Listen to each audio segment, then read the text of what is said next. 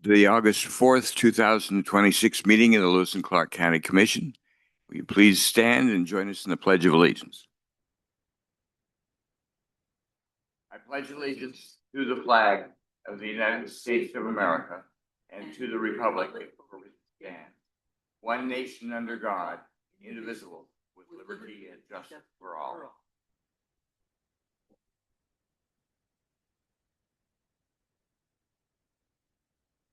I'll take a minute and introduce everybody on this end of the room. I'm going to start over here on the left with Jenny Chambers, our Director of Public Works and Planning. Then Brandy Grandy is our recording secretary today, and she'll take the minutes and see that they get posted on the website as soon as possible. Commissioner Andy Hunthausen is away today. I'm Tom Rolfe, chair of the commission for this year, and to my right is Candace Payne, Commissioner Candace Payne. Over here is Nico Hash, representing the county attorney's office, trying to make sure we stay on the straight and narrow, and Roger Baltz, our chief administrative officer. Ask that everyone please sign the roster on the other side of the bar. And leave contact information so that we can get a hold of you should we need to after the meeting. There's also an agenda over there as well. We have a little extra thing. The last item on the agenda is department director updates. And I think the general public will be interested to see what's going on around the county. We're going to start out with the consent action item. Mr. Baltz. Thank you, Mr. Chair and Commissioner Payne. This is item 2A on the agenda this morning. It's a letter of support for the YWCA Helena grant application. Staff recommends approval. Thank you very much. All right. Are there any questions from the commission? Seeing none, do we have any question or comments from the public? Any public comment on this? Any public comment on this? I see none. Do we have a motion? Chairman Rolfe, I move that we approve consent action item 2A. Second. We have a motion and a second. Any further discussion from the commission? There being none, we'll move to a vote. All those in favor of approving consent action item 2A, letter of support for the YWCA Helena grant application, please say aye. Aye. Opposed, same sign. Motion passes 2-0. Next item on our agenda is an investigation for road and alley abandonments. Christal Ness. Good morning, Chairman, Commissioner Payne. Christal Ness, Development Services Supervisor for the county. This morning before you, we have a request to order an investigation for 2 street abandonments and 3 alley abandonments. These are part of the West Helena Townsite. I'll scroll in a little bit here with my map. This property is located south of Country Club Avenue, north of Euclid, west of Hiawatha, and east of the Centennial Trail. And it's comprised of this area down in here. This is Leslie. This is Bradford. And these are the alleys. We've got an east-west alley here, an east-west alley here, and a north-south alley here. This horizontal line that you see going across here, we have 2 additions, 2 platted additions that come together right there on that line, which is kind of confusing for everybody looking for property information and all of that. Leslie Avenue has not been constructed. Bradford hasn't been constructed. That portion of Leslie that has been constructed is really a driveway as it approaches this property. So I need to have one of the commissioners agree to come on a little adventure with us and go and look at the area and see if we can determine the feasibility of the abandonment of these 2 streets and 3 alleys. All right. I'd be happy to go for a ride and take a look at it. How's that? You get all the fun stuff. All right. So, just at this point, we're just ordering the investigation, and then after that, we would make a decision on where we go. Yes, Chairman Rolfe. Once we've made an investigation, I'll put together a complete staff report and we'll talk about all the ins and outs of these particular abandonments. All right. That sounds good. Any questions from the commission? Is there any public comment? Any public comment? Seeing none, do we have a motion? Mr. Chair, I move that we approve action item 3A, the investigation for road and alley abandonments as presented by Christal Ness. Second. We have a motion and a second. Any discussion? Any questions? All right. Seeing none, let's go ahead and vote. All those in favor of approving ordering the investigation into the road and alley abandonments in West Helena, as explained by Christal Ness, please say aye. Aye. Aye. Opposed, same sign. Motion passes 2-0. Chairman Rolfe will be in touch with you on your schedule to go out and do our investigation. All right. Thank you very much.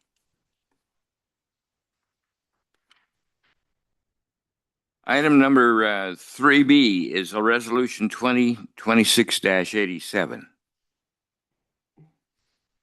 Intention to create the Smith Subdivision Fire Suppression Rural Improvement District. Good morning, Mr. Chair, Commissioners.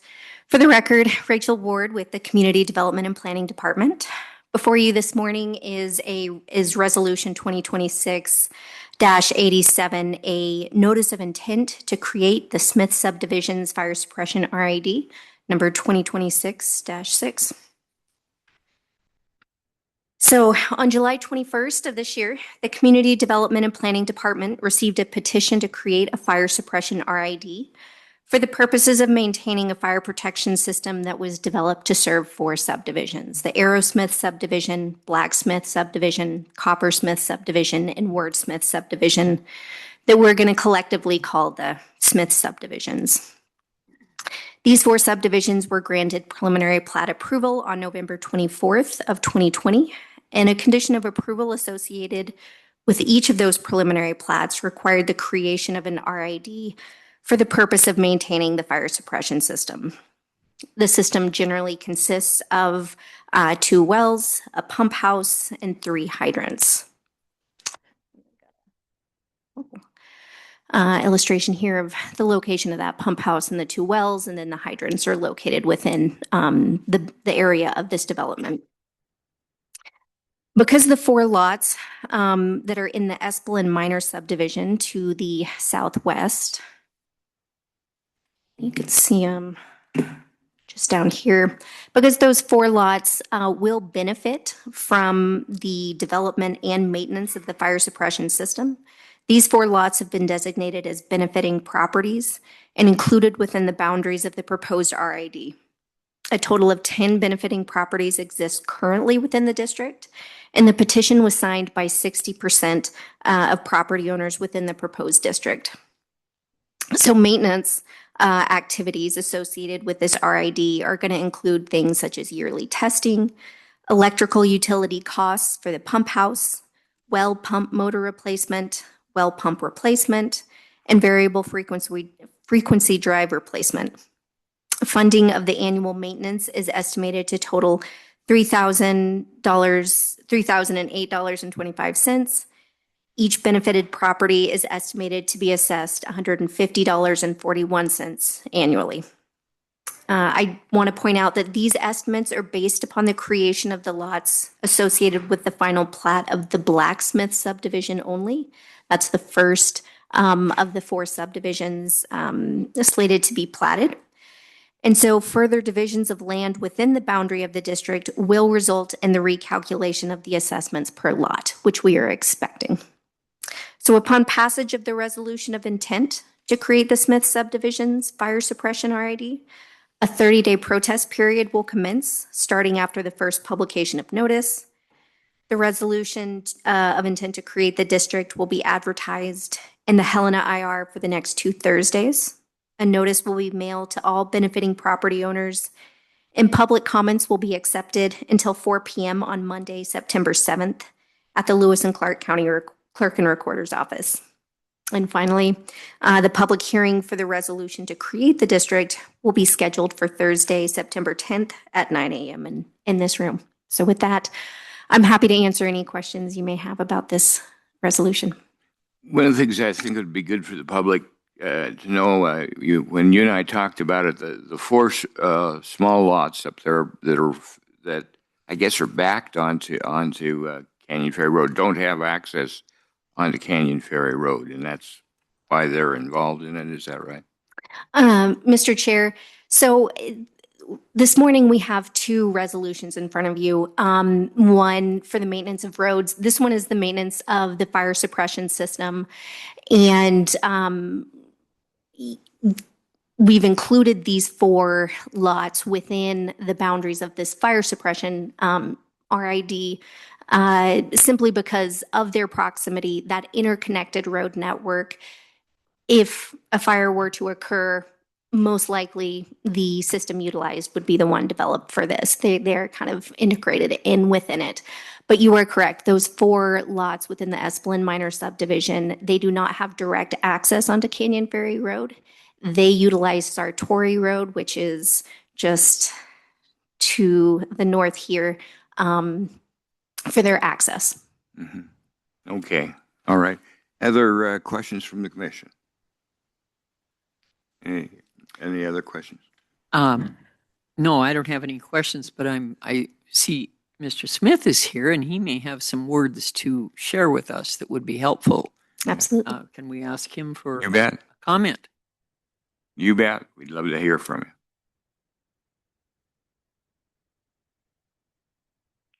I think I turn this off. Or it goes off. My name's Kim Smith, 7510 Applegate Drive, and we're in the process of developing 4 smaller subdivisions.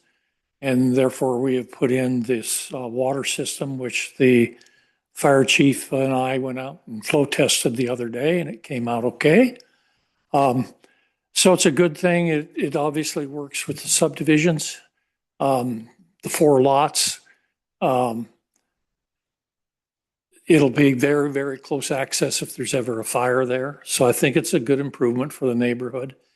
And as she said, as these subdivisions get approved, which we feel are imminent, the annual rate for each person in the district will proportionally go down. So, and the 2 20-acre pieces in the back, which are part of the district, will probably come up and bother you guys again and hopefully do a subdivision back there. Wonderful. All right. Well, thank you. Thank you for it. And it seems like everything is pretty straightforward for at this point. So thank you. Is there any other comment from the commission? I've got one comment. Is this where I can say these things?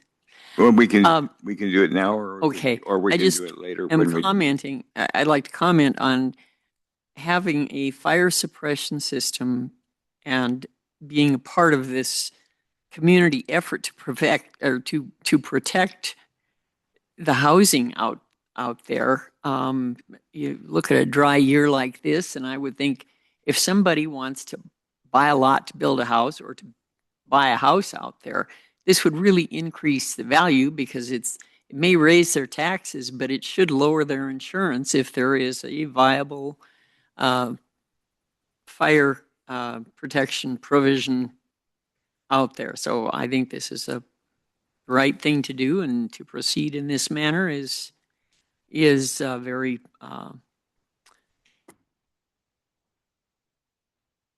It's the right thing to do. Thank you, All Mr. right. Smith. All right. Is there any public comment on this?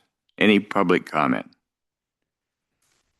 Seeing none, do we have a motion? Mr. Chair, I move that we approve action item 3B, the resolution 2026-87, intention to create the Smith Subdivision Fire Suppression Rural Improvement District number 2026-6, as presented by Rachel Ward. Second. We have a motion and a second. Is there any discussion from the commission? I think it's pretty straightforward, something that needs to be done. We have to have fire suppression for any of our new subdivisions. Looks like it's pretty well thought out. So we'll look forward to getting it out and getting all the public comment. Seeing no other, pardon me? We need some public comment. Yeah. Oh, is there any public comment? If I missed that. All right. We have a motion and a second. Is there any further discussion from the commission? Any further discussion from the commission? Seeing none, we'll move to a vote.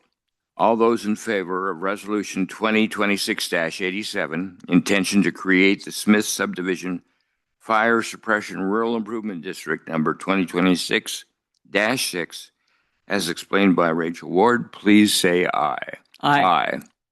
Opposed, same sign. Motion passes 2-0. Now we go on to Resolution 2026-88. Okay. Again, good morning, Mr. Chair, Commissioners. For the record, Rachel Ward with the Community Development and Planning Department. Before you this morning is Resolution 2026-88, a notice of intent to create the Smith Subdivisions Road, RID, number 2026-5.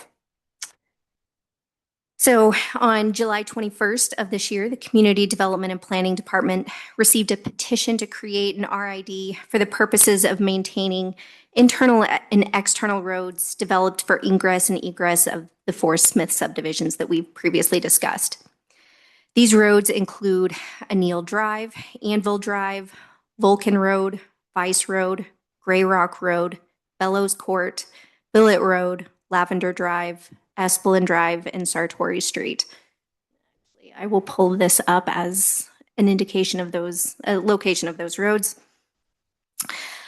Because the 4 existing lots within the Espelin Minor Subdivision utilize Sartori Street, these 4 lots have been designated as benefiting properties and therefore included within the boundaries of the proposed RID. A total of 10 benefiting properties exist within the district currently, and the petition was signed by 60% of the property owners within the proposed district. Maintenance activities associated with the road RID include snow plowing, sweeping, crack sealing, pothole patching, chip seal sweeping, culvert cleaning. And funding of the annual maintenance is estimated to total $12,539.83. Each benefiting property is estimated to be assessed $626.99 annually. And again, these estimates are based on the creation of lots associated with the final plat of the Blacksmith subdivision. As the subsequent subdivisions, 3 other subdivisions are platted, further divisions will result in a recalculation of the assessment per lot. So upon passage of the resolution of intent to create the Smith Subdivision Road RID, a 30-day protest period will commence starting after the first publication of notice. The resolution of intent to create the district will be advertised in the Helena Independent Record the next 2 Thursdays. A notice will be mailed to all benefiting property owners, and public comments will be accepted until 4 p.m. on Monday, September 7th at the Lewis and Clark County Clerk and Recorder's Office. And then finally, the public hearing for the resolution to create the district will be scheduled for Thursday, September 10th at 9 a.m. in this room. So with that, I'm happy to answer any questions you may have. All right. Any questions? From the commission? Any questions? Sure. Got a question. Rachel, 60% of the landowners signed this petition. Is this most of this property owned by Mr. Smith and is, Mr. Chair, Commissioner Payne, yes, that is correct. One of the lots is owned by the Crums. They were an applicant in the development of, I believe it's the Wordsmith subdivisions, one of the subdivisions. They also signed the petition to create this RID. okay, But yes, the remaining lots are, besides the 4 Espelin minor subdivisions down here, and I believe the Crumbs own this lot here, the remainder are owned by Mr. Smith. okay, thank you. All right. So the procedure here is now to set up the intent, and then we go forward, get public comment, and after that's all completed, to come back to for the final decision of finally hope either approving or disapproving the subdivision. Mr. Chair, yes. So the next step after the adoption of this notice of intent, we will notify the public. We will notify all of the property owners within the boundaries of this district. We will publish notice in the independent record of this intent to create the RID. A 30-day protest period is going to be opened, and we are collecting protest comments. And then I will return back to you on September 10th for the resolution to create. And I'll present any comments and protests that we receive in that 30-day time period. All right. Is there any other comment or question from the commission? Is there any public comment on this resolution? Is there any public comment? Seeing none, do we have a motion? Mr. Chair, I move that we approve action item 3C, the resolution 2026-88, the intention to create the Smith Subdivisions Road Rural Improvement District number 2026-5, as explained by Planner Rachel Ward. Second. We have a motion and a second. Any further discussion? Just a comment. It seems like everything is pretty straightforward, and there'll be plenty of time for the public to make comment if they have, or ask questions in public meetings or by letter if they wish to do that. If there's no further discussion, we'll move to a vote.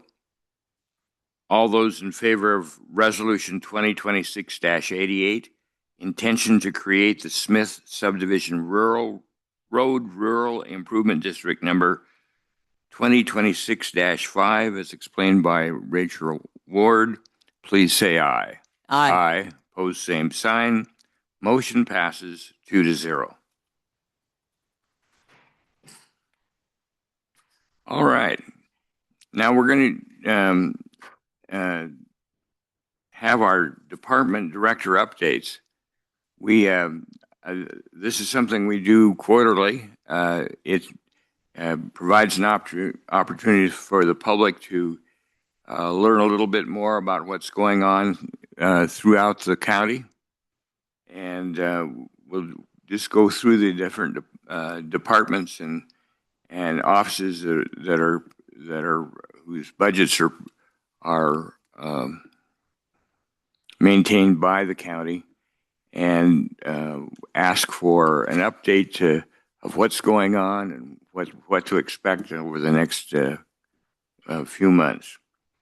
So we're going to start out department director updates. Let's start with the Criminal Justice Services Department.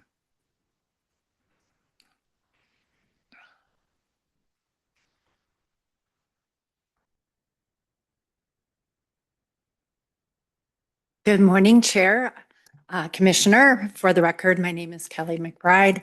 I am the Director of your Department of Criminal Justice Services.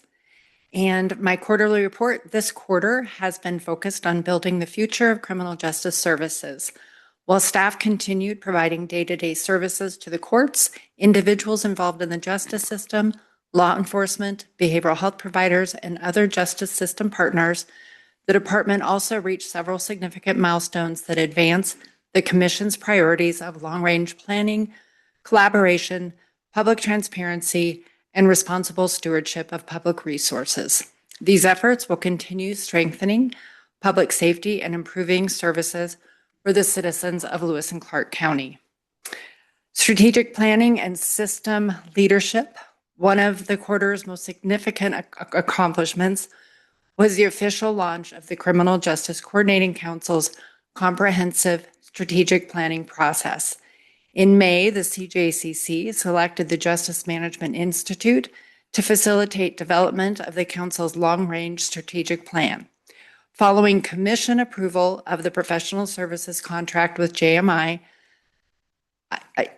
in June, JMI began confidential stakeholder interviews in July and officially launched the planning process during the July CJCC meeting. Focus groups and the first in-person planning sessions are scheduled for September. These efforts support the Commission's goal of engaging in effective long-range planning while ensuring the CJCC's future priorities reflect the needs of our justice system partners and the community. The CJCC also continued strengthening its governance by reappointing Suzanne Seaburn as Vice Chair and Judge Mark Piskolich and Chief Brett Petty to the executive committees. At the same July meeting, the Council reviewed the draft communications plan developed with MADAV Communications, which will improve communication among justice system partners and increase public understanding of criminal justice initiatives. The Council also unanimously expressed its support for implementation of the new partner or family member assault misdemeanor probation pilot program. Meanwhile, so lots going on with this strategic planning process, but meanwhile, the Citizens Advisory Committee completed one of the most comprehensive examinations of our local criminal justice system undertaken in recent years through its participation in APPR's National Pathways to Pretrial Initiative. Working alongside justice system partners, CAC members mapped Lewis and Clark County's pretrial process from initial law enforcement contact through adjudication before identifying 3 priorities for continued improvement. They will be looking at Montana's bond schedule, justice system education, and strengthening pretrial supervision practices. For program development and public safety, staff continue developing the Partner Family Member Assault, or PFMA, misdemeanor probation pilot program throughout the quarter. Beginning with development of policies and evidence-informed supervision practices, the program progressed through receipt of Montana Board of Crime Control funding, Commission acceptance of the grant award, unanimous CJCC support, and continued implementation planning and local justice system partners. Staff also began establishing financial tracking processes, developing supervision policies and probation conditions, and coordinating implementation with the courts and other stakeholders. Throughout development, staff have focused on building an evidence-informed program that makes effective use of grant funding while improving accountability, supporting victims, and reducing future system involvement. In addition to misdemeanor probation, staff continued pursuing opportunities to strengthen diversion programming through collaboration with the Police-Assisted Addiction and Recovery Initiative, the University of Notre Dame's Wilson Sheehan Lab for Economic Opportunities, and state and national grant partners. These partnerships position the department to continue expanding evidence-informed responses that improve outcomes while maintaining public safety. For data technology and transparency, improving public access to criminal justice information and supporting data-informed decision-making remained major priorities throughout the quarter. During May and June, the department expanded its public-facing dashboard initiative with the launch of new interactive dashboards, providing real-time information regarding detention populations and behavioral health services. Additional dashboards remain under development to ensure continuity during Dr. Emily Bueller's parental leave Lindsay Weisner has assumed responsibility for maintaining the department's data initiatives and will continue updating the interactive dashboards once her Tableau publishing license is activated.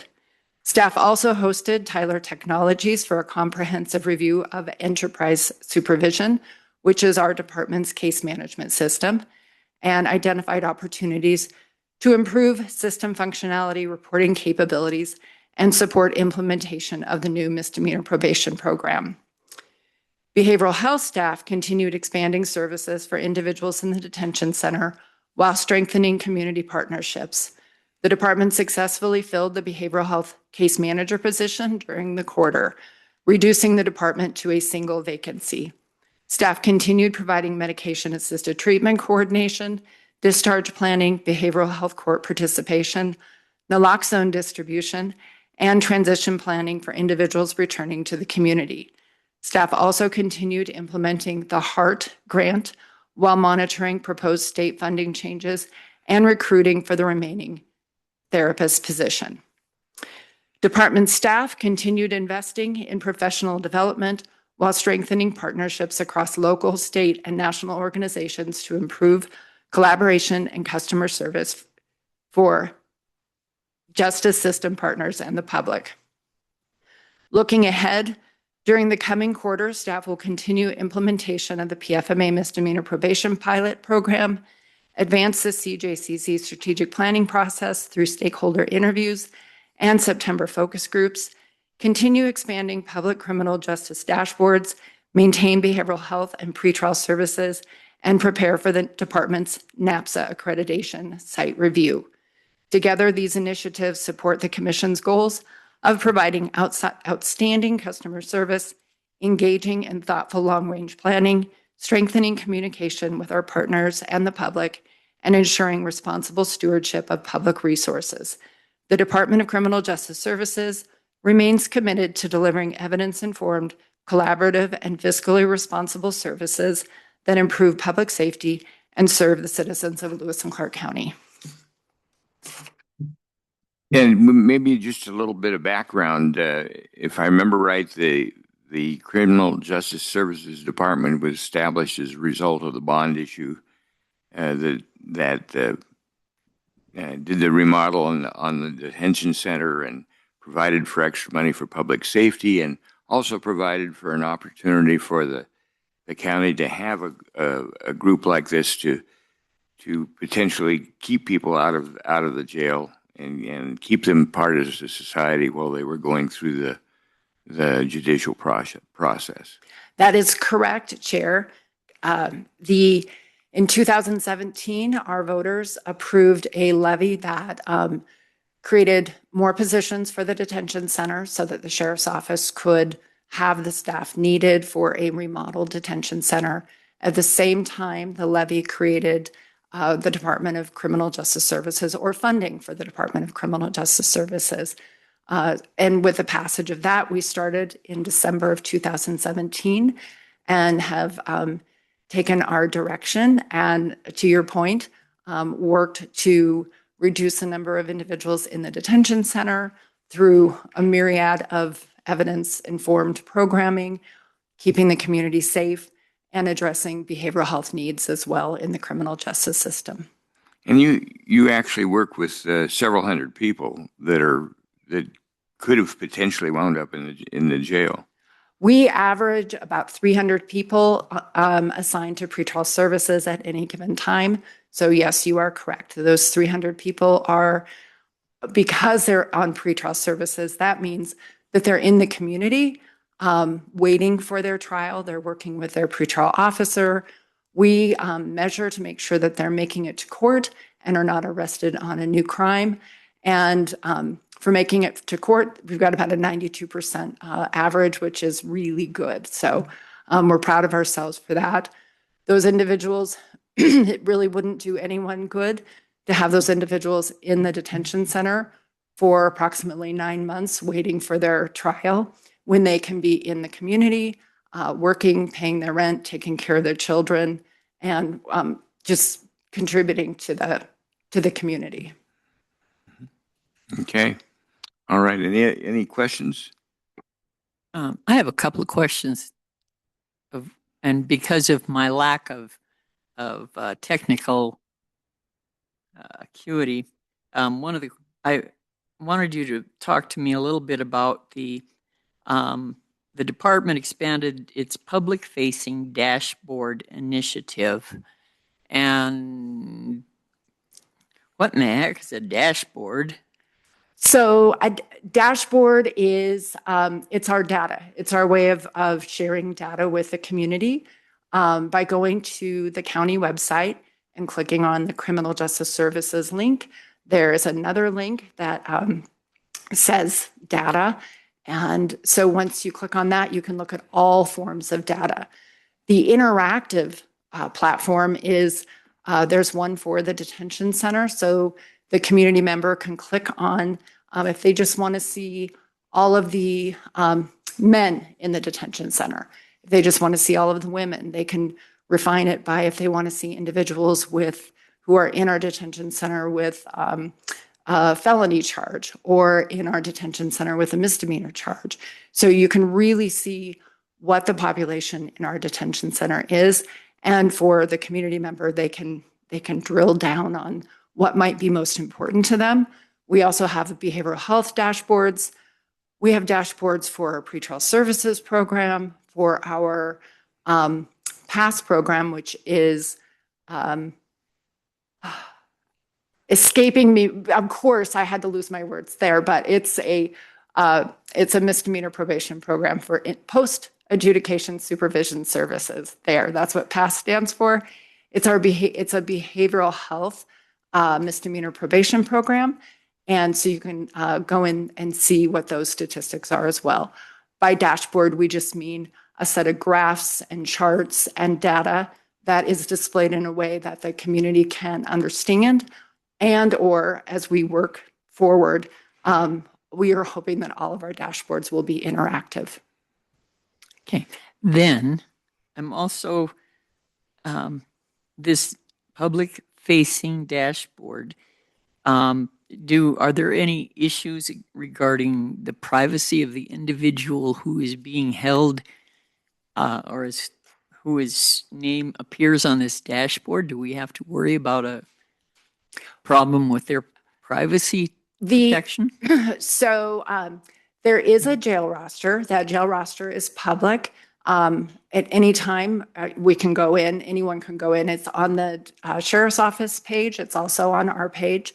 So you can go in and see the names of the individuals that are currently in the detention center. However, our cumulative data does not identify any of those individuals. It shows you the number of men that are in the detention center. It shows you the number of felony charges. It shows you the group data, so it's not specific to the individual. We are not sharing personal or private information. Okay. Then another question. Mhm. I'm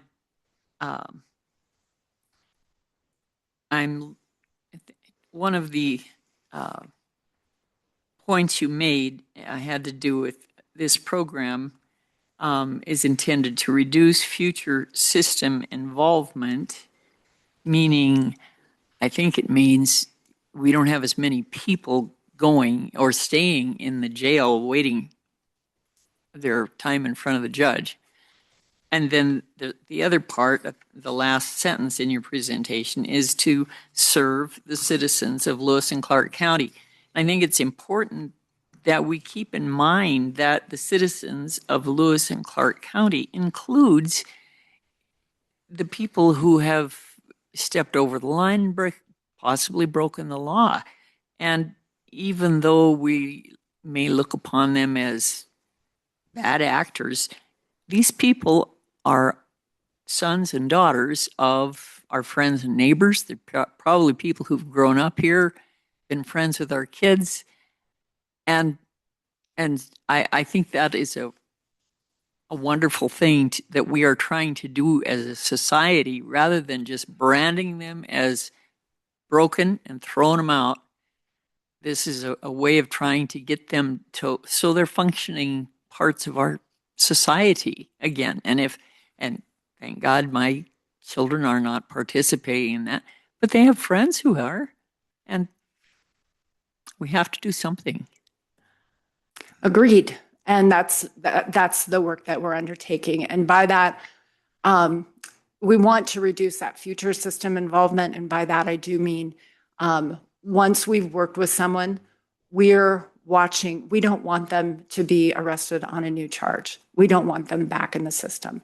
So hopefully we can work with them, get them those supportive services that they might need, and get them connected with that so that they're paying their taxes, paying their rent, taking care of their families, going to work, going to school, and I think to echo what you just said, being productive members of the community.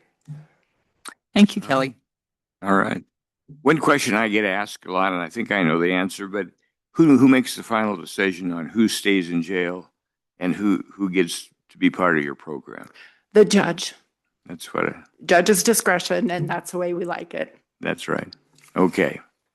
They take in advice from you and the sheriff's office and detention center crew and.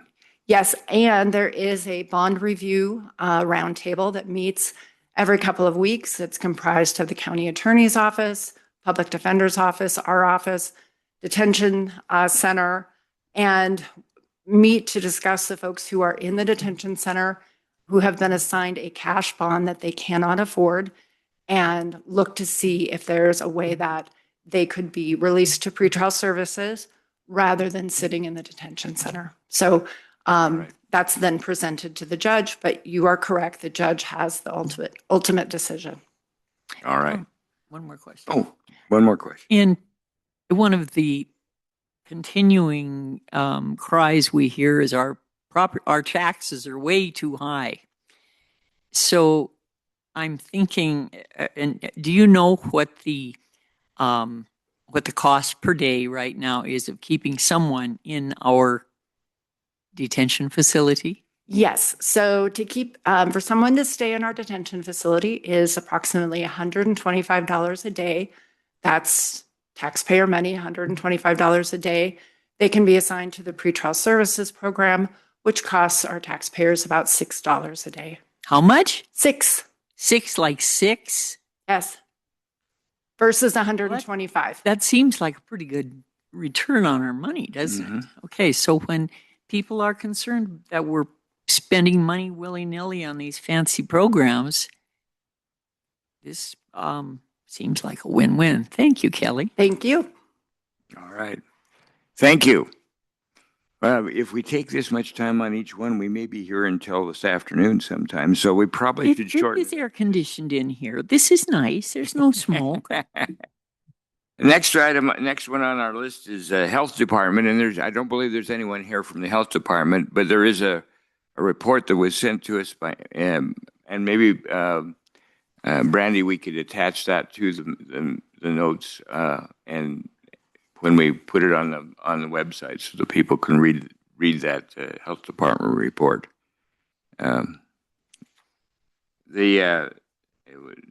Let's go on to public works and planning. Jenny Chambers.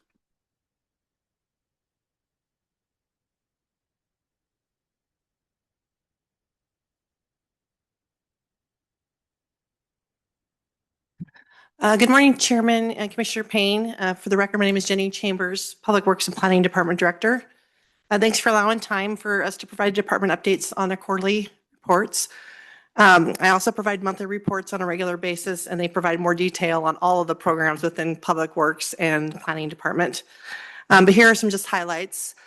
First off is the efforts continue with the Greater Helena Metropolitan Planning Organization. The efforts include updating the 2014 Long Range Transportation Plan. There are several public engagement opportunities to participate in the next coming weeks that would allow folks the opportunity to see the efforts of this Long Range Transportation Planning Committee. It evaluates the projects that have been identified through public engagement and surveys and helps us identify priority areas to plan in the final report that's going to be completed later this fall and winter. It provides trails, road work, safety improvements, and a whole list of projects that would be identified. So those events are August 8th at the Helena Farmers Market, August 11th at the East Helena Farmers Market, August 13th, the County Library from 10 to 3, and then August 13th, the Civic Center from 3:30 to 6:30. Keep in mind the Greater Helena Metropolitan Planning Organization includes the City of Helena, City of East Helena, Montana Department of Transportation, and the county portion of the area surrounding the city of both cities. So that's kind of the breadth of the planning area that we're looking at. There are also ongoing land use projects within just subdivision development and conditional use permits to comply with zoning. In the next several weeks and months, you'll see a preliminary plat for a subdivision, 2 final plats. You'll also start to see some of the Smith subdivisions that Rachel presented this morning on, that Kim Smith were here. So there's going to be a lot of subdivision activities in the next couple of months that you'll be seeing in front of you. Also, we intend to look at doing subdivision regulations. We have draft of the subdivision regulations completed. We anticipate this fall, winter to start going out for public engagement and commenting on this draft subdivision regulations. They're currently in legal review. So huge effort there within the subdivision realm of activities. In solid waste, we continue to look at and have a great partnership with the City of Helena for an integrated solid waste management system. We are working with an engineering firm on the design of a new solid waste transfer site located at the landfill. This is just a conceptual kind of map layout of what the transfer site's going to look like. It's going to mirror at a smaller scale the City of Helena's transfer site in town. Folks will be able to drop off their recycling, antifreeze, used oil, household hazardous waste, waste, and then also green waste, which would be grass clippings and wood debris, and then construction demolition waste. So it won't allow dump trailers like the City of Helena's transfer station does, but will certainly be a convenient site or for folks within the area to located around the landfill to be able to have that location. We anticipate finalizing the design this summer and then going out to bid in the fall to begin construction. We had a public meeting on June 30th and had over 70 people attend the meeting, so really good turnout and good feedback from the community on that event. So we're working through that progress now. We anticipate it to be open the summer of 2027, so next summer. There are other current projects going on, including the courthouse roof project. This is 95% complete. Some of the gutter downspout work still needs to be wrapped up. If you get the chance to go to the courthouse and see this work, you'll see on the one picture there the copper downspout gutter system going down the side of the building. It matches the historical nature of this building very nicely. So we were worried about what it would do aesthetically, but it looks really nice as far as the historical features around the courthouse. This was one project that I'm glad we contracted out to do because they had lifts on trying to do the roof replacement on top of this roof. It would be pretty scary, I think, if you were a roofer. But it's moving well, moving forward nicely and almost complete. Also at the courthouse, we're working on new sidewalk and a valley gutter project, which includes some drainage of the asphalt around the courthouse area. County road and bridge staff completed the demolition, and then a contractor is currently pouring concrete for curb and gutter, and is also going to be followed up with asphalt later this week. We anticipate this project to be completed next week, so pretty short turnaround time on getting this done. It's going to provide nice features with nice new sidewalks. I also wanted to showcase a recent accomplishment in the shop department. This might not look that great, but it's this new shop service truck. It was at full build out for our maintenance staff, adds the additional features they need for this to maintain the service equipment in the field, to take this service truck out into the field if something was to break down or need some repairs. It's over $120,000 for this full build out of this pickup. It provides a very important safety feature, which is the crane that you see on top. It's used in the field to lift heavy items, including snow blades, tires, cylinders, other things that our staff wouldn't be able to do. They'd have to take the time to load the equipment, bring it back to the shop. This provides more safe, effective, and efficient operations of our maintenance fleet. So pretty important feature for those guys.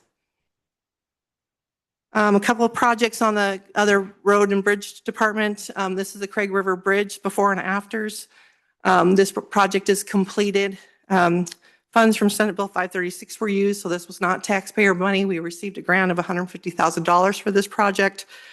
The bridge ends were settling on both ends and required us to add concrete sleeper slabs on both bridges to tie in the repairs to the pavement using rebar to prevent future settling.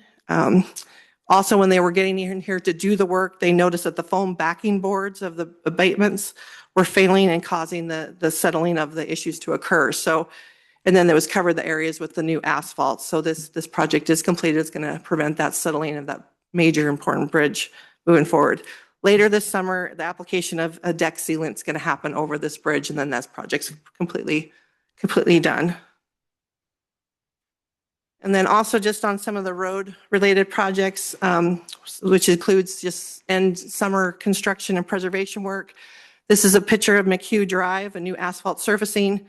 It improved the ride-along of the corridor and fixed some damaged asphalt spots with some asphalt overlays areas. We also have an agreement with the Montana Department of Transportation on a hazard safety improvement project that's going to provide funding to upgrade some of the signage at the intersections of McHugh and Forestvale and McHugh and Sierra. So that was also grant money that's moving forward. Also in the road department, we also continue with the seasonal summer grading and applying dust suppression and stabilization on our higher traffic roads. Keep in mind that we do not have the resources to dust and add dust suppression on every gravel road in the county.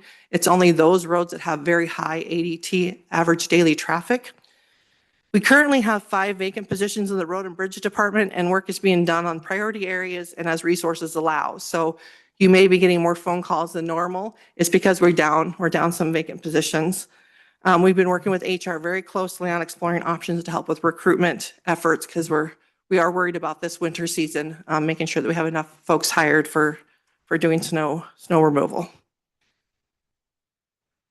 And lastly, in closing, I just wanted to share some preliminary results of our hard surface pavement condition index evaluation. If you recall, Dan Carlin presented you this contract where we worked with a firm to do an evaluation of our hard surface, about 115 hard surface county roads, not RIDs, but county roads. The PCI evaluates the surface distress, roughness, and structural integrity of the road surface. The ratings are broken down in a table. You know, if it's a 0 on a score of that PCI range, then it's very poor, all the way up to excellent. The good news is, and I will hold the last slide, is that our average is very well as far as the county of the hard roads. So overall, within the county of our 115 miles of road, it doesn't mean that there's not hot spots or areas within a road segment that might be bad.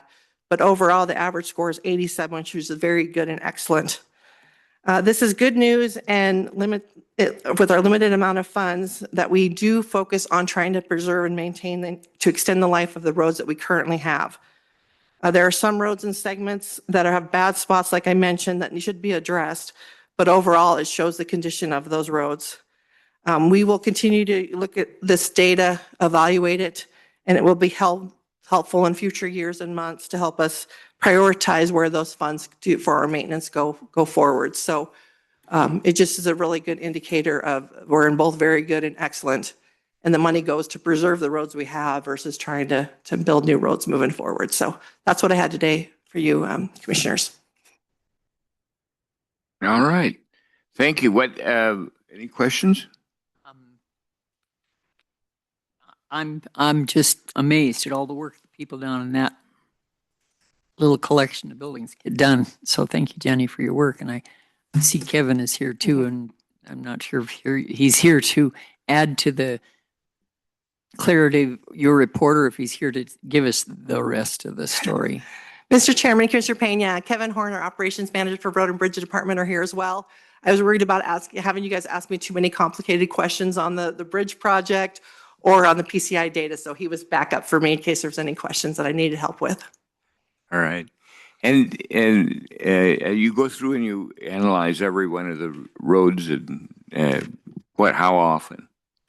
Mr. Chairman, Commissioner Payne, this is the first year we pretty much has done the PCI. They've done pacer analysis in the past, but annually, both our construction coordinators go out and evaluate our hard surface roads because they're out there measuring the cracks, so we can put the bid together for doing our crack bid awards every year.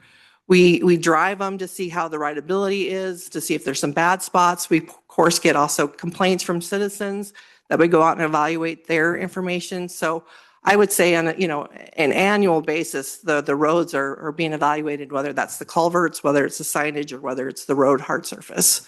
And so we have to prioritize because there's a lot of things we'd like to do, but there's only so much money that we have to move forward with. So this data is going to help us evaluate where is our hot spots based upon a qualitative analysis of that information, and then prioritize where those funds are spent. And then you do the same thing on the bridges as well. Mr. Chairman, that's correct. Yeah, annually we have an evaluation of our bridges. We go out and do maintenance. Again, preservation is extremely important on their bridges. No different than trying to do a full-blown rehab, and preservation on our bridges is just as important as our roads. So yes, we look at those as well. Good. All right. Jenny, I know on your website there is a new feature which allows those of us out in the public who walk the roads and say, "Oh my God, that culvert is a mess," or whatever. And it's my way of thinking that we are helping the county to keep track of the condition of the roads, and that should, in the long run, help us to save some money on putting off things till they can't be fixed. Mm-hmm. So yeah, has that made a difference? Yeah, Mr. Chairman, Commissioner Payne, that's a fairly recent tool that we've put on the website. It's using ArcGIS tool, and it's called the Citizen Portal. On the main page of the county web page, or even under Public Works, there's a link that just says report it. You hit report it, it brings you up a map, and you can pick the exact location where the issue exists. So if there's a pothole that's happened since winter and has just recently identified, you can report that there's a pothole there, and then it allows the road department to know where those issues are to get fixed and addressed. So yes, I do hope long-term it's going to give us a lot of data on what repairs we've done, what we've identified, and we're really responsive on those feedback. People can provide their name and number, and my staff get back to them, or they can just be anonymous, and we just try to address the problem as quickly as we can. I have this unpersonal experience when I take my dog out. There's this culvert, and it had a hole in it where, I don't know, but it was a jagged looking hole. And I kept going to report it and kept going to report it. And I was out there last week, and son of a gun, somebody had fixed it. So I think I wasn't the only one that saw it. And so it is so helpful to say, I mean, it is being addressed. It isn't just up to me. Yeah. So thank you. You bet. All right. Thank you. All right, let's go on to the fairgrounds. A lot of activity here recently.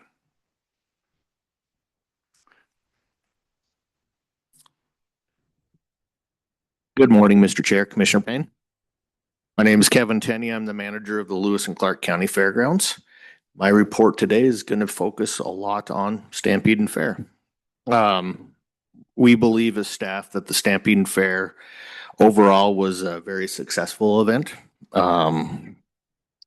While there was always going to be some room for improvement that we see, we felt we handled a lot of the things that came up this year pretty well. One of the biggest things, and hopefully you guys didn't see anything from this side, but our traffic complaints were down probably about 80% from last year. I give a lot of credit to our emergency action plan that we put together with Kyle and Public Works and the City of Helena, Sheriff's Department, Betsy Kirby contributed. And we put some maps together and tried to get word out to the public. One of the big things that we try to get out to the public was there are 3 entrances to the fairgrounds. A lot of people still do not know that there's 3 entrances to the fairgrounds. My parking crew said that the east entrance, which is usually the least one, was packed. So I think that helped. Obviously, not having concerts and rodeos overreaching with each other helped a lot. Moving the concerts to Tuesday and Wednesday seemed to help that. Obviously, when you have 6,000 people driving to the fairgrounds, you're still going to have some traffic. But we didn't get the reports of the standstills as much as we have in the past. So I think that worked out pretty well for us. The rodeo was a very successful event. We pretty much sold out all 3 nights. We had some scattered seats in the east bleachers. But overall, it was a really good event. We had 2 arena records for the rodeo this year, one in bull riding and one in breakaway. We have a new rodeo chairman, Travis Brazil. He took over from Mike Gurnett, who's been there for years. He's bringing a lot of new ideas, a lot of innovation, and he's already bugging me about next year. So looking at ways to improve that rodeo every year, and Travis is very, very ahead of the game on that.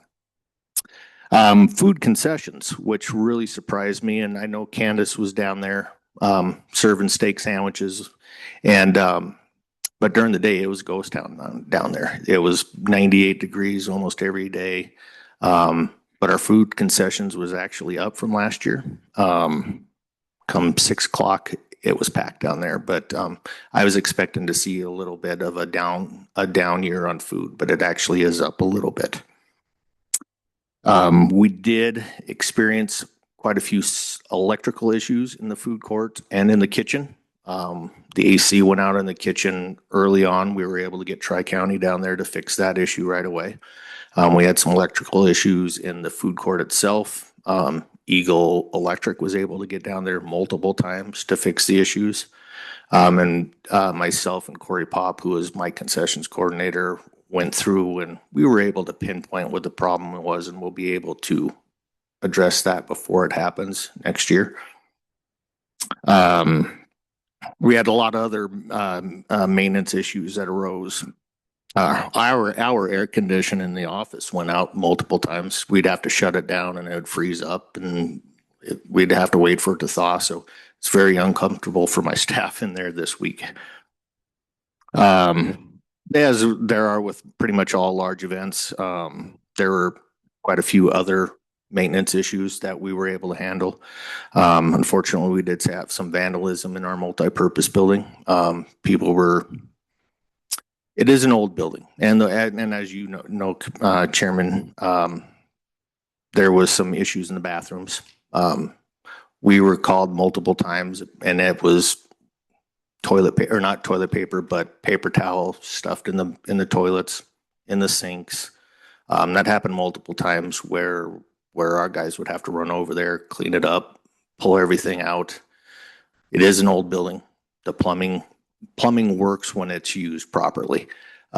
We did, and I was not informed of any other issues in that building until afterwards. We did lose a belt in our filtration system. It's already been re-impaired. And one of the fuses had blown. So we were just made aware of that actually yesterday from you. My maintenance guys went and took a look, and we're already probably be fixed by the end of the day. Concerts. Definitely we had some mixed results on the concert. Our opening night of the fair, we had Daughtry and Tim Montana. Everyone seemed to leave there happy, and that's always our goal. When I walk around, I look for smiling faces and not for frowny faces, because our goal is to make everyone down there have fun and enjoy themselves. The Daughtry concert went really well. However, the second night, as you know, we had a little storm brew up right about the time our opening act was finishing. We kept an eye on it. Travis Tritt was the performer. He got on stage for a few minutes. We had a lightning strike, or multiple lightning strikes, within 10 miles of the fairgrounds. I was working with Greg and Brian with the sheriff's department. I gave word to my production manager that there is lightning and we were going to have to evacuate the stands. And the idea behind that is a big old metal lightning rod. And you had 2,000 people in there. The idea was to wait a half hour. If the lightning continued, we'd have to extend it for another half hour. It didn't look like it was going to end. Travis Tritt's management decided this isn't going to happen tonight, so they did pull the plug, which they contractually have the right to do. We did have to refund all 2,000 tickets. However, we do purchase weather insurance. I have submitted the claim to them, all the documentation they have asked for, and we're just waiting. Hopefully they don't try to get out of it, but you know how insurance companies are sometimes. So this is the first time we've ever had to stake a claim. And I told them we usually spend 10 to 12,000 a year on this weather insurance. So if they pay us out, we'll be about even from the previous 20 years of not making a claim on them. But overall, I believe this year was, there was a lot less headaches, still tiring. I mean, this takes an army to make it. My staff was amazing. Public Works, Kevin Horn, Dusty were amazing. They loaned us cones and candlesticks. Without those other people stepping in and helping us, we wouldn't be able to pull it off. So other than that, it was a good event, but I'm glad it's over. And then the only other update I have is and McCauley notified me yesterday that we finally got the authorization from the Land and Water Conservation Fund grant for the new playground at the fairgrounds. So that is confirmed, and I will be working with Ann and the Fairgrounds Advisory Board moving forward. The original plan was for this to be done this summer. We're probably going to be looking at spring, but it's better to do it in spring than try to rush it, get it done in October, and then close it down for the winter. So that will be the goal, is to get that going in the spring and have everyone enjoy it for some months and not some days. And that's all I have. All right. Any word on the final dollars on it, or are we still a little preliminary? Very, very preliminary. We still have a lot of bills coming in. In my next report to you next month, I should have in my opinion, what I've looked at, I think we're going to be sitting pretty good after this year, if that insurance payment comes out. If that insurance doesn't come out, then it's not going to be a good year. But we followed the letter, and I'm not too concerned about it. Okay. All right. Any questions? First of all, do we get anything back from Travis Tritt for the fact that he didn't perform? Commissioner Payne, that we do not. And that is the risk of outdoor concerts. That's okay. Then I wanted to make a comment. As you said, I worked in the steak booth, and I think Tom did too. But I was really impressed with the immediate response when we had trouble down at the steak booth. Man, Corey was right there, and I just appreciate the fact that kept the whole thing running smoothly, and it makes our county, I think, look good because, oh yeah, this is professionally done. We'll take care of it and keep moving. So thank you for taking care of that. Thank you. That's good to hear. Oh, you get a lot of people all at once, and to try to manage and get them through things, and the weather was pretty darn warm to yes, it was put up with. Food court was really pretty good though. I was pleased. How did you? Any feeling on the sales from the food court? Yeah, they were up, but it just. I got stuck a lot back behind the rodeo, in the rodeo arena most of the day a lot, but I'd get some calls. It just seemed like a ghost town there during the day when it's 98 degrees. Mm-hmm. But then I would look at the food reports the next day. And so I was told about 6 o'clock till 1 o'clock, that place was jumping. All right. All right. Well, we'll be anxious to see a full report. That will be in the next month. All right. Sounds good. Thank you. Thank you. All right. Don't see anybody from finance here. Let's go on to emergency management.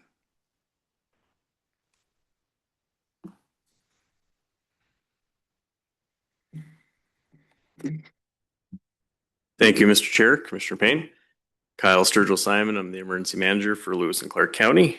And this is quite fitting time frame where timeline wise going up after Kevin, because I want to talk a little bit about what we do for our emergency action planning. That's been a lot of the last couple of months. It's actually been a lot of the last 6 months. So back in January, we actually started planning process for both the Symphony Under the Stars and the Stampede. I'm going to go over a little bit on Symphony first. Autumn Ashdale, the DES coordinator, her and I split these up. So Autumn is primary on the fair, and then I'm primary on Symphony Under the Stars because they happen at about the same time. So for Symphony Under the Stars, just to give you an idea of all the different partners involved in the emergency action planning, we had obviously the Helena Symphony, but also Carroll College, because the event is held on private property and they have quite a large investment in the event.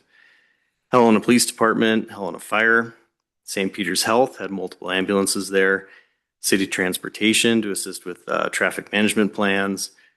We had the National Guard that was doing air monitoring during the whole event, just in case. We also had the FAA there, the Federal Aviation Administration. Carroll College has a very strict no drones policy, so the FAA had a representative there to help us if we had an incident with a drone. We had rural fire. Because of the fireworks display, there was additional need for fire trucks to be staged there on site. We had our contacts with the National Weather Service. We did this for both events, but we have the ability to request what's called a spot weather forecast. So we give them a very specific location and a very specific time frame. We tell them what we're doing and if there's anything that we're particularly worried about. And the National Weather Service has in the Great Falls office their 24-hour coverage, and they'll actually monitor the weather for our event. And so we'll tell them what the wind rating for the stage is, and then they'll tell us if the wind starts to pick up to where it might be a concern, things along those lines. So that's very valuable, and we do that for both the fair and Symphony. The rehearsal for Symphony Under the Stars got rained out pretty heavily, which I felt bad for. But Symphony Under the Stars night itself went great. But just to give you an idea of what that looks like, National Weather Service called me at about 1 p.m, and they said, we're tracking a storm that's coming up over Chief Joseph Pass, so over on the Montana-Idaho border, that was heading our direction. And that's the kind of the heads up that they were able to give us. And so we also pulled up the radar and we were watching that. And thankfully it went a little bit to the south of us, but that's the kind of thing we do all day. And then also quite a bit of crowd management. So there's a crowd management contractor for Symphony Under the Stars. So those are all the partners involved. There's maybe 3 or 4 different distinct radio systems. The crowd management contractor has their own radios. Helena PD uses their own channels. Helena Fire uses their own channels. Carroll College has their own radio. So we make a radio plan so that everybody can get a hold of each other on site. And it worked quite well. So Symphony Under the Stars was a great success. We've already done our after action review. And a couple of takeaways. We would like to be able to put some more radios in a few more people's hands. We're looking at where we could possibly get a radio cache so that we could lend out handheld radios for people that show up, partners that don't have a radio. There's a lot of volunteers at Symphony Under the Stars. So we're looking into that right now. And then also we would like the ability to have some on-site weather monitoring. I think this will help out with the fairgrounds as well. The Weather Service is watching all of the meters that they have, but radars are far away. And they like it if we can actually tell them what we're experiencing on the ground. And so we're looking at maybe a deployable weather monitoring station that we can take to planned events like this, but we could also take to incidents, so that if we have a flash flood concern, we can put it out on location and measure the rainfall. If we have a large fire, we can just put it out on site and then give periodic weather updates with real on the ground data. So that's kind of a takeaway there. Stampede Fair, very similar list of people that were involved. Carroll College was also involved in our stakeholders list there. They have a mobile health trailer that they were able to bring out and staff and help make sure that people were hydrated and check blood pressure and things along those lines. That's also a big collaboration between city transportation, county public works, Helena PD. I'm very happy to hear that the traffic flowed much better. There was a lot of work that went into that, so that's good. And just lastly on that, you know, Kevin, Mr. Tenney mentioned the insurance claim, and our hope is that our formal emergency action plan here kind of helps in that claim, and that they can show the insurance agents, you know, this was a planned thing, not a seat of the pants decision that we were all monitoring and made based on previously identified criteria. So I have a copy of both of these event action plans. They're not necessarily public facing documents. If you'd like to take a look at them, I'm happy to share them with you, but they have people's private numbers and things along those lines so that we can get a hold of them in a hurry if we need to. I noticed in both cases, the Symphony Under the Stars and the fairgrounds, it seemed like the traffic flowed so much better than it has in the past. And the police, sheriff's department, whoever was in charge of working that out, it seemed to have the right combination in both places. Mr. Chair, I'm happy to hear that. There's a couple best practices, not allowing left-hand turns. There were a couple of controlled intersections that hadn't been controlled in the past for one of the other events. And it all takes more people and it takes more planning, but it definitely did pan out. All right. Any other questions? All right. Thank you very much. Thank you. Let's go with grants and purchasing.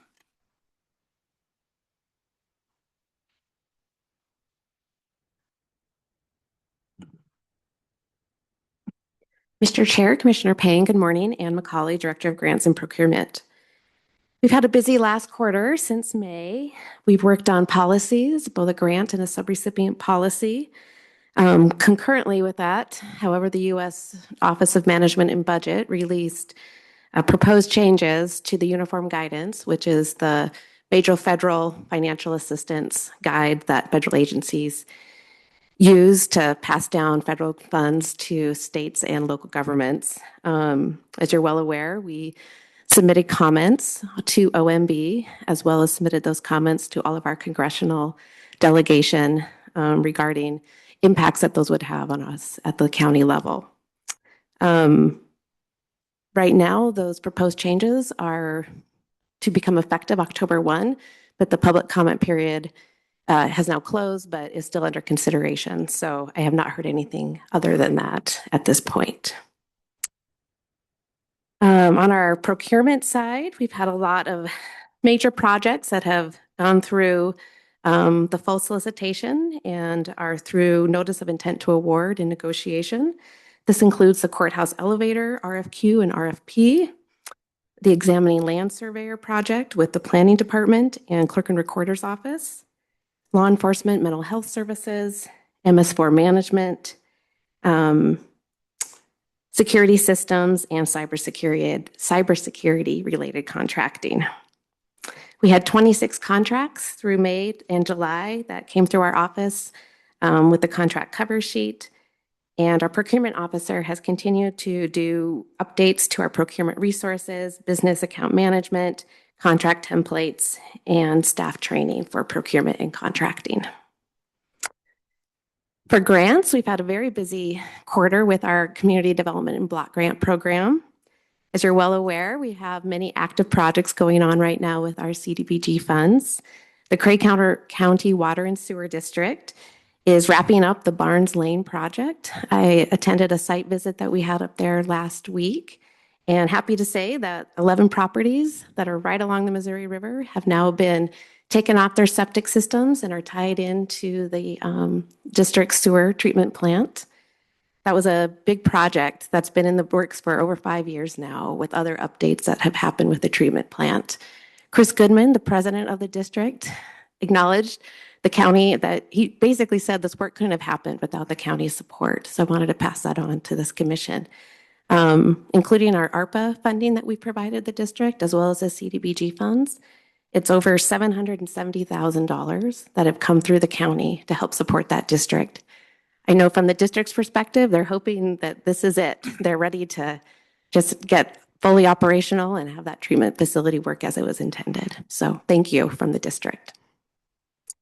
The Lincoln Public Safety and Emergency Operations Center, that's a CDBG planning project that's underway right now. That will produce a preliminary architectural report to do a new facility in Lincoln that would co-house Lincoln Fire, Lincoln Ambulance, and the Sheriff Office's satellite office. That project will be coming before you at the September 4th Lincoln Government Day as a public hearing and a resolution to authorize submission of a CDBG Community and Public Facilities Grant. That grant application is underway right now. I believe I think it's October 1 is the application deadline, maybe October 30th. So we have a little bit of time, but it's a pretty heavy lift to put together those applications. Along with that, additional public and private funding sources are being compiled to support that project so we can fully do it. And as you're aware, also recently we submitted an application for the Holter Museum of Art for a CDBG economic development project. We hope to hear back from the Department of Commerce by the end of the month on that project's status and award so they can get underway and get a new roof in place before weather and wind and all the things that Montana likes to throw at us come out. And as Kevin Tenney noted, we did receive word finally on our Land and Water Conservation Fund grant to do a new playground at Bill Carson Park. I'll be working with Kevin, the Fair Advisory Board, to get that project underway. On the ARPA front, we've had a pretty successful quarter with, happy to report, we have 99% of our ARPA funds expended. We are down to our final drops. There's about 3 more projects that have to be completed that we intend to see done by the end of September, and then administration of that program through the end of this year and a little bit into 2027. In working with Roger as well as Betsy Kirkby, we hope to put together some public PR tools or messages about how well this county has expended and used those funds within our community. In total, our direct allocation was just under $13.5 million. And then we also received over $2.5 million from the state through their minimum allocation grant program. So in total, it's about $16 to $17 million that we've put towards really good projects in our community. Eliza Fiaschetti has also been working with our opioid abatement program, the metropolitan region for Lewis and Clark County. These are the funds that are coming through the Montana Opioid Abatement Trust at the state level, but being able to be utilized for opioid remediation projects within our county.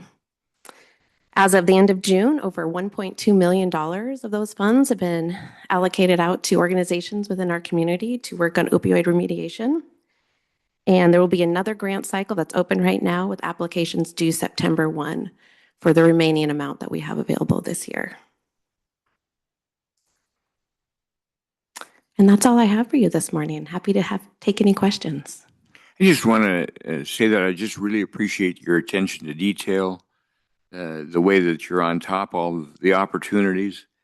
I think we figure that somewhere around 20% of the money that comes in is some kind of grant money. And it really expands what we can do as a county for the people of the area. And having that detail and knowing where to look for different grants seems to be your expertise, and I appreciate that very much. To between that, your staff and the folks in the individual departments that are looking out for those things, seems that we've been able to grab a lot of opportunities to get work done and keep taxes down. Any other? I just had one comment regarding your ability to get grants. And then we received notice that there is a federal committee who is looking at changing the grant system so the federal government can say, aha, we're not going to fund this anymore. So if we are halfway through figuring out how to get the Lincoln Sheriff Ambulance and Fire building put together, and they really need that up there, and through some idiosyncrasy in the federal system, they decide, no, we're not going to do that, and they pull the funding, this is a huge deal. We need to, Tom wrote a letter to our congressional representatives up there. And have you heard, did you get a response? Did they say, oh, we hadn't looked at it that way? Or are they just so busy trying to pull back funds that are we going to get left in the lurch with this huge debt that will not be funded? Help me. Mr. Chair, Commissioner Payne, I think you're asking a question that a lot of other people around the country are asking. I did not receive any response from our congressional delegation, but I'm not surprised by that either. They receive so many comments every day and alike, but hopefully you do at some point, Commissioner Rolfe. There was over 500,000 public comments submitted for this OMB proposed changes. And so from my perspective, there's a lot of hoops and strings that come along with federal funding. But one of the nicest things about it is there's been a lot of predictability around it as well. The rules have been very well laid out. You understand and know, what are eligible expenses, and you have an assurance that your program will largely, as long as you adhere and are compliance, that it can get completed. And that is one of the largest concerns with the proposed changes, is that it takes away some of that predictability that we've had when we've gone over these large federal grants. So, and, I think there's probably some cases around the country where there has been some fraud, and the feds need to be on top of that. But I think the way the detail with which you approach this and the rest of the staff approach these things, we can show them how we're using the money, and for a legitimate operation like we have, I think they need to be paying attention to seeing that the money gets to the people who use it properly.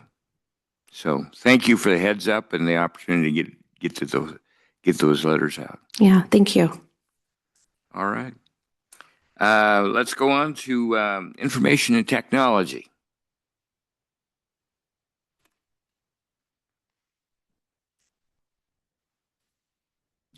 Morning, Chairman Rolfe, Commissioner Payne, James Thomas, City and County IT Director.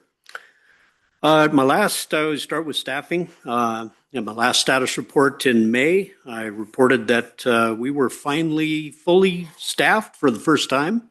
That lasted all of 3 days. Unfortunately, we lost our newest hire, which was our technical implementation manager. We call him Tim. We lost that new hire to a family emergency back east. We got a recruitment going very quickly, and we are currently in the interview process right now. We are going through our top candidates. In fact, we have another interview this afternoon. Hopefully, we'll be able to make a decision very quickly, maybe this week. For after action reports this quarter, we did not file any. So things have been relatively stable, knock on wood. Our on-call phone that provides 24/7 support, generally after hours, it's been a bit of an upswing, taking an average of 15 calls per month over a couple months now. That's up about 5 more calls per month from our 10-call average. Most of those calls still tend to land in the law enforcement arena, generally due to account lockouts, but we are seeing a few more calls due to our new phone system. as Commissioner Payne has noticed, a little bit of a learning curve on the new phone system, but we'll get those taken care of and get everyone up to speed on those. I've been reporting for a number of months on our network modernization project. Our wide area network, which has been complete for a number of months, we actually added a new site or a new location. We have connected the Helena Police Shooting Range to our network. This will provide them the connectivity so they can add an electronic security and camera system to that site. So that'll participate in our overall organization network. The local area network that's inside each building, that's really running at the status quo. We've only got about 3 devices left. Most of those are sitting in the courthouse, and it's related to the jury selection system that still runs to the Supreme Court. And so we've been working with the state of Montana to try to get that migrated so that we can move that to the new our new network, get it participating a little more stable. But just a few devices left, and then we'll be done with that piece. Our last phase, which has been slow going, but is our wireless or Wi-Fi portion of this project. That is still kind of crawling along. It's been experiencing some delays.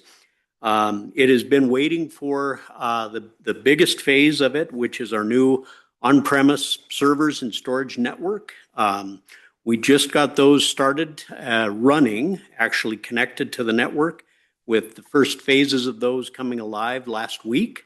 And so we'll have those turned on here this week with a few more pieces configured, and we should have some headway in those through the month of August.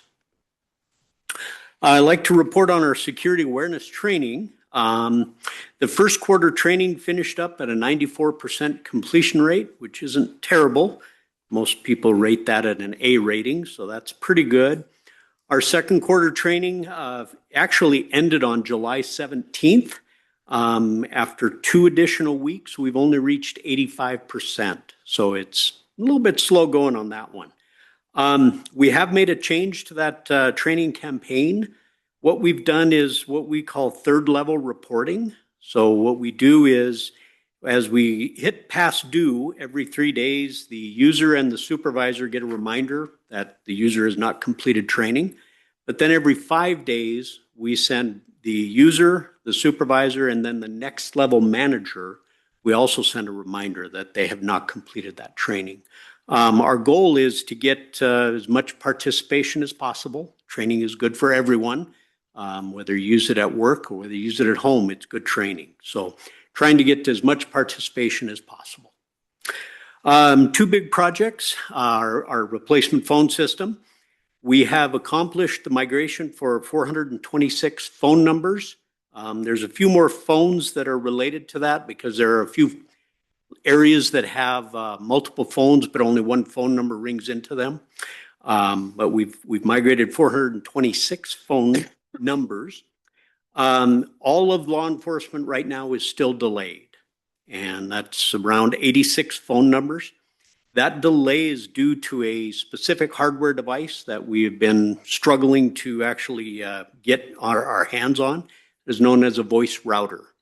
And that voice router is basically needed on our system so that the law enforcement calls can be routed to their voice recording system and attached to a call for service, which is important in the law enforcement arena.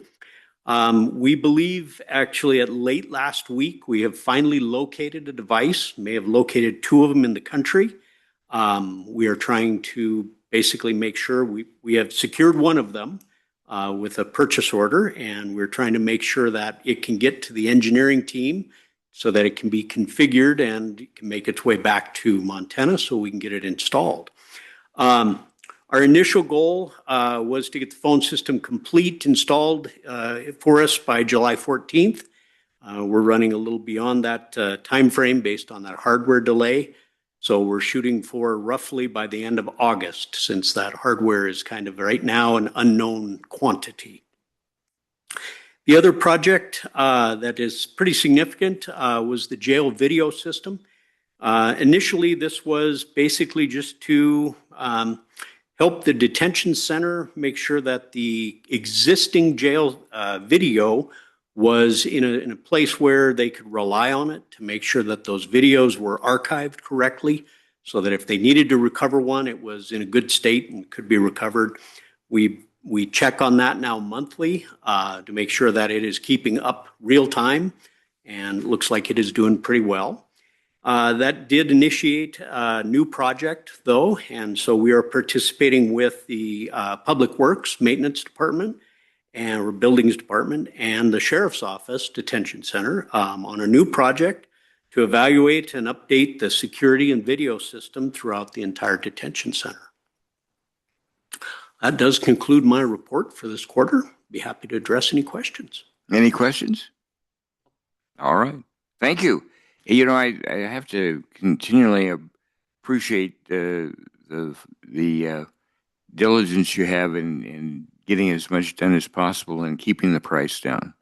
Seems like since you've been leading that department, that you've done a great job on your overall costs and have done and stayed on top of the IT problems that seem like they keep coming up and get us help with them. I really appreciate the way you handle it. Oh, Chairman, thank you. It is a team effort, and I've got a great team. All right. Thank you. Thank you. Human Resources.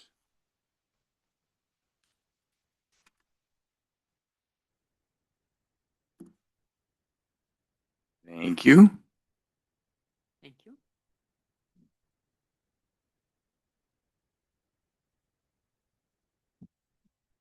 Good morning, Chair Payne, Chair Rolfe, Commissioner Payne. My name is Carrie DeRozier. I'm the Human Resources Director with the county. I have some numbers there. Basically, for recruitment, we've been really busy. We have 11 positions open right now that we're taking applications for. Some of those are pretty much open until filled. Others are closing dates, and we're working through those pretty quickly and finding good applicant pools for those. For fiscal year 2026, the one that just ended, we processed 93 requisitions for recruitments. That means we had a requisition is basically a request to recruit for a position. So that was slightly less than last year, but still very busy for us if you take that like on a per month basis for our staff. In the last quarter, we had union negotiations that we were handling. We had one contract that was open, that was for our laborers union. We did settle that and had that approved in front of you in early July. We also had a wage opener with the Sheriff's Employees Association. We have not settled or closed that yet. We had some negotiation meetings. We also had one day of mediation with a mediator from Department of Labor, and we did not make a lot of progress on that day. And right now we're waiting for a decision on next steps.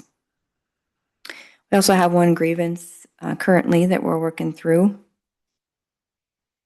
And June and July are really busy for payroll and benefits. June is the end of our open enrollment period where everybody makes their new elections for benefits. It's also the time frame where we write up all our personnel change forms for COLA increases for everybody or other step increases for the year. So we are busy doing that and implementing our first new deductions for the payroll year in July. So we were busy doing that, and it was pretty successful and pretty smooth. In fact, a couple times me and Christina looked at each other and feel like, did we miss something? We're like, we're done with that already. So good teamwork from all of our team in pitching in and helping with all the steps involved in that. For our health plan, year ending June 2026, these aren't official numbers out of Allegiance, but I keep a weekly tally of our payment requests that we are sent from Allegiance to pay claims for that week. And compared to last year, so plan year ending June 30th, we paid out about $10.9 million in claims, and that was compared to 9.6 for the previous plan year. We did receive just over $1 million in reinsurance reimbursements for this plan, for the plan year ending June 26. So that left us with just under 9.9 million in net claims. And then in August, we have Turner Consulting. He's our actuary that we've hired to help with our plan. He will do our semi-annual analysis and provide preliminary recommendations for next year's rates. He'll also do a mid-year review in January. Well, he'll update numbers and claims information and do any adjustments to his rate recommendations at that time.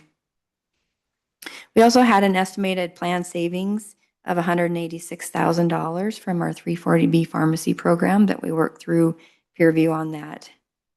So we felt that's been successful since the start of that. For safety, in addition to quarterly safety meetings, Kenny has been leading the charge on carrying out the requirements for the hazard communication policy that you approved this quarter.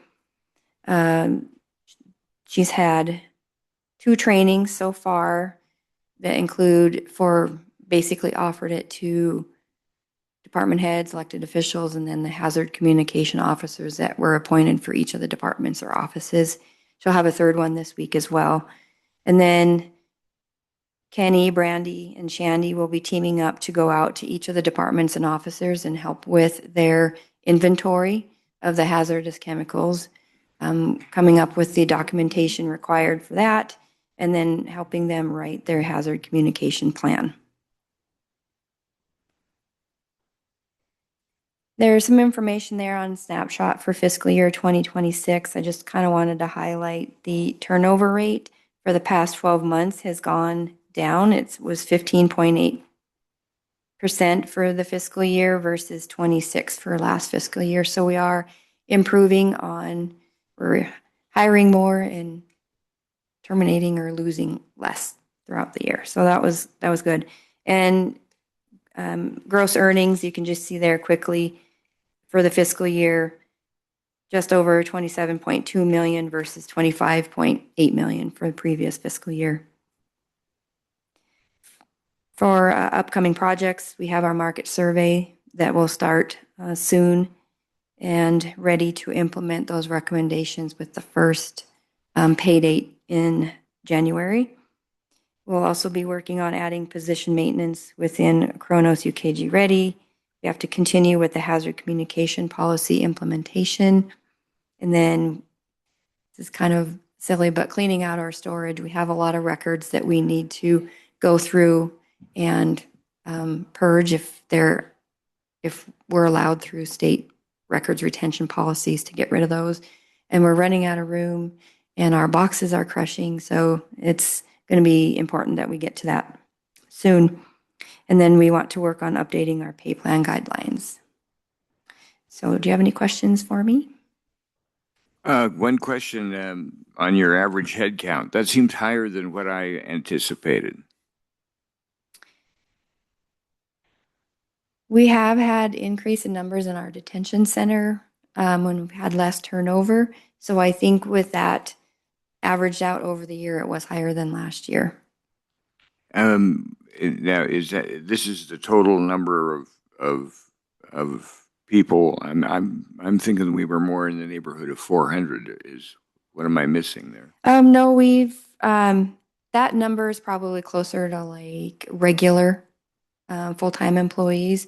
Our FTE, I think through the budget was 497, Roger, if I have that right. So as far as head count, we're still a little low versus budget approved positions. Okay. All right.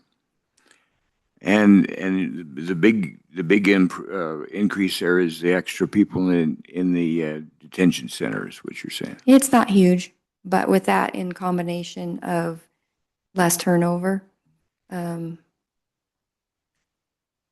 think that kind of makes up for the difference. All right. Any other questions? All right. Thank you.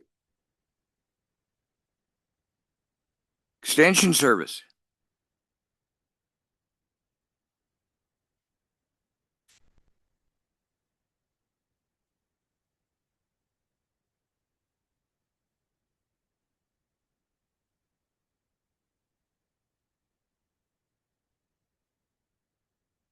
Thank you. Don't forget to talk loud and into the mic. We want to hear you.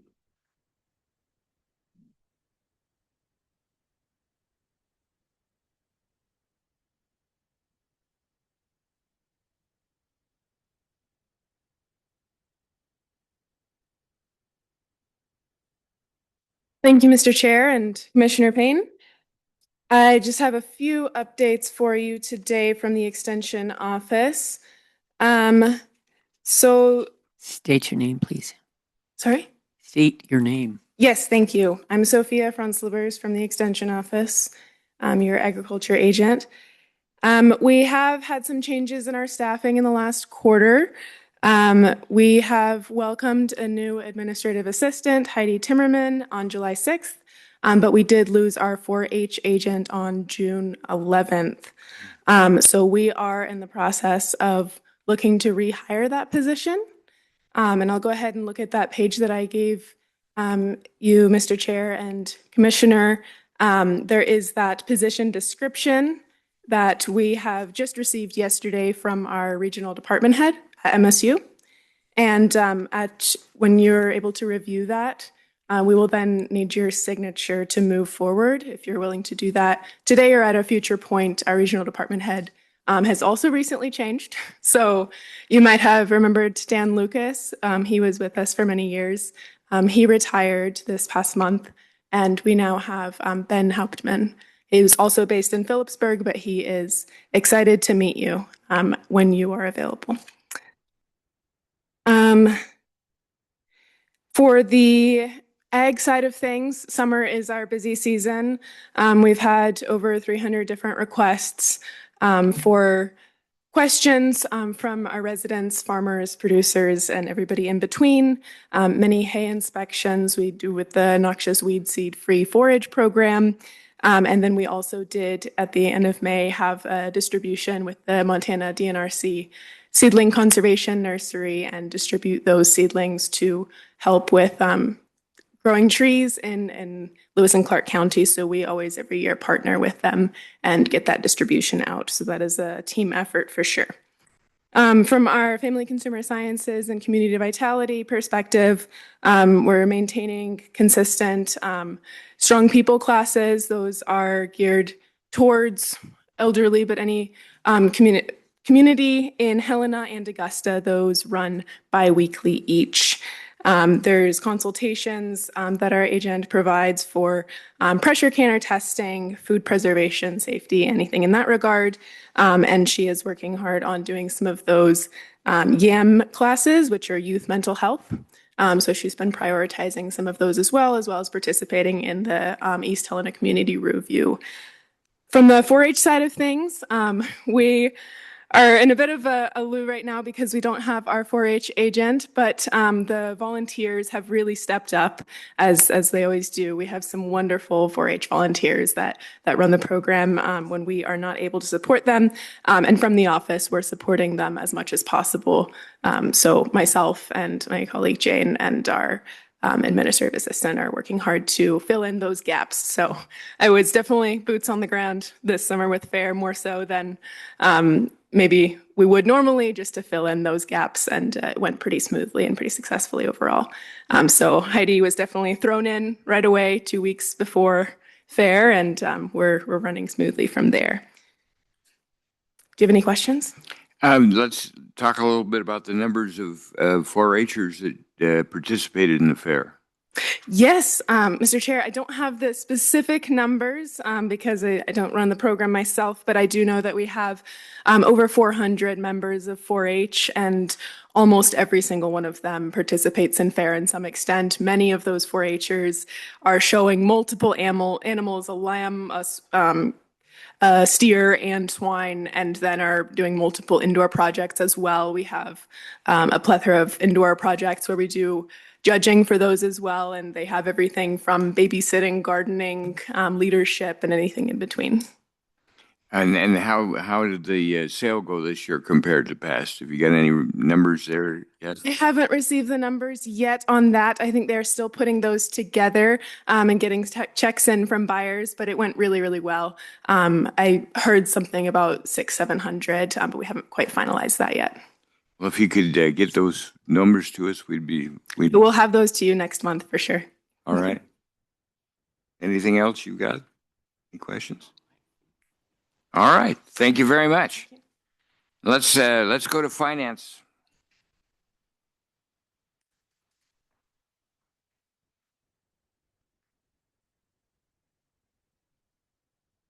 Morning, Commissioners. For the record, my name is Frank Cornwell, CFO of the county.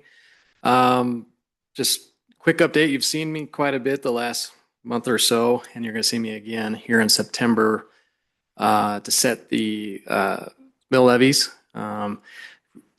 Yesterday, we actually received our certified values, and so we're currently working on calculating our projections for property tax revenue. I've already this morning preliminarily looked at our countywide projection, and it looks like we are spot on, maybe a little bit above in the revenue realm. So we are looking good there for the mill levies, and like I said, there'll be quite a bit of calculations that are going to be done the next month up until we need to do those to set up those that resolution to pass the mill levies. The other things that are going on right now is we just transitioned to a new fiscal year, so we are in fiscal year 2027, and our accounting team has moved everyone into using that new year. So that was I thought that was a nice accomplishment for them. It's the first time they've done that with the new system. Still working on some things, closing out the fiscal year end, but they seem to be making good progress and going in the right direction. Things, when they do certain things dealing with payroll, budget updates and all that into the new system, seems to be going really well, almost too well. So good improvements there. And then also the accounting team is working on ACFR prep, or the annual comprehensive financial report prep. That is in addition to fiscal year end. They moved to that prep, and then they also are dealing with a fiscal year 2026 audit. So a lot going on in that realm. And just to add into that, we're working on preparing the fiscal year 2027 budget book that needs to be submitted to the state of Montana by the end of September. That can't be done until we pass our mill levies. So there's a lot going on right now in the world of finance, but everything's on schedule and looking good. Do you have a feel on a change in total taxable value for the county? Mr. Chair, Commissioners, I do kind of have a feel. I saw it this morning. Well, you can get that to us a little bit later. Yeah, no, I can tell you. I can give you a little bit of a preview. It's all this year's a little complicated because of the way they decided, the state of Montana, or when the legislature passed rules to have us now at 100% inflation for the 3-year average, 100% of inflation, which is good for revenue. However, they decided to reduce growth from 100% now down to 75% for residential homes and 40% for commercial, pretty much all other properties. And without that discount, we're actually the actual 100% new growth in the county-wide levy. So there's multiple levies in areas. It was 5.4 million that we saw in additional taxable properties. So good growth for this tax year. I'm not sure where it all came from. It's in prior years. I've expected high growth and then nothing. It's kind of a, nothing big happens. It's kind of just this regular 1%, 1.5%. And then this year without the discount, prior to that, the new growth is probably, we're showing, 7-8%, where it's big. But when you discount it, where it's reduced down significantly. So I have to follow up with all the. In those actual new items that are discounted down to 75 or 40. Yep. The next year, then they come back on at full, or is it still discounted then? Mr. Chair, good question. Yes, they stay at that rate. So they come on at, so if you have built a new home and they add you to the tax rolls at 75%, that's it stays there. It stays at 75% forever. Okay. So that's newly. So because we don't recalculate prior years newly added. So they take that base year and they add you to the taxable value. And once you're on either at 100% or 75%, it's on and it's there forever. And unless they change the way they do this or allow us to do this calculation, that's the way it's always been. I can't imagine it changing. But yeah, no, it stays at 75% of additional revenue to the county. All right. Any questions, Commissioner? All right. Thank you. Thank you. Roger, do you have anything you'd like to add? Thank you, Mr. Chair and Commissioner Payne. I do not, other than to say Lincoln Government Day, of course, as a friendly reminder, is this Friday. I do want to thank all of our department directors for their time today and their hard work for us. And commissioners, you know that you receive the monthly written reports as well as these quarterly reports from our county leadership team. So again, lots going on in our county, and these are summary reports. So for everything you heard from our different directors today, there are many, many other initiatives and programs that they're working on in addition to what you heard about today as well. But thank you very much. All right. Well, we've almost done 2 hours here, and I think it's been very fruitful, good information.